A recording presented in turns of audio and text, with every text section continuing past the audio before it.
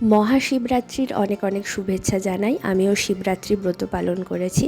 সারাদিন উপোস করে থাকার পর সন্ধ্যাবেলা একটু রেডি হয়ে নিলাম, কারণ আমাদের বাড়ির পাশে শিবকালী মন্দির আছে। আমি প্রতি বছর ওখানে গিয়ে প্রথম প্রহরে জল ঢালি বাবার মাথায়। সবার ফার্স্টে আমাদের বাড়িতে যেই দুইজন শিবজি আছেন ওনাদেরকে পুজো দিয়ে নিলাম ভালো করে। প্রথম প্রহরের পুজোটা বাড়ি থেকে শুরু করলাম।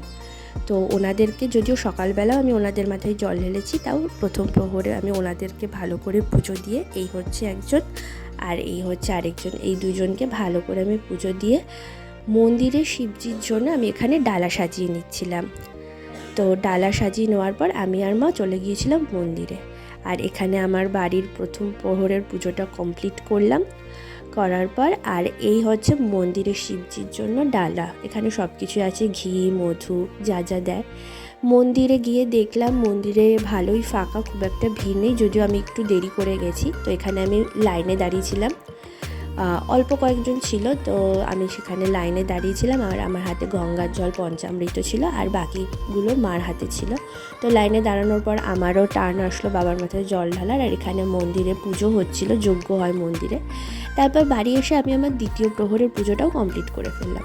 আর তৃতীয় আর চতুর্থ প্রহরটা অনেকটা দেরিতে ছিল বলে আমি এখানে বসে বসে টিভি দেখছিলাম, কারণ একা একা জেগেছিলাম, যাতে না ঘুম আসে সে কারণে আমি এখানে বসে বসে টিভি দেখছিলাম। তারপর চলে গেলাম তৃতীয় আর চতুর্থ প্রহরের পুজোটা দিতে। সবার ফার্স্টে তৃতীয় প্রহরের পুজো দিলাম, তারপরে চতুর্থ প্রহরের পুজো দিলাম। তো আমি এখানে শাড়িটাও খুলে ফেলেছিলাম, কারণ অতক্ষণ তো আর শাড়ি পরে থাকা যায় না।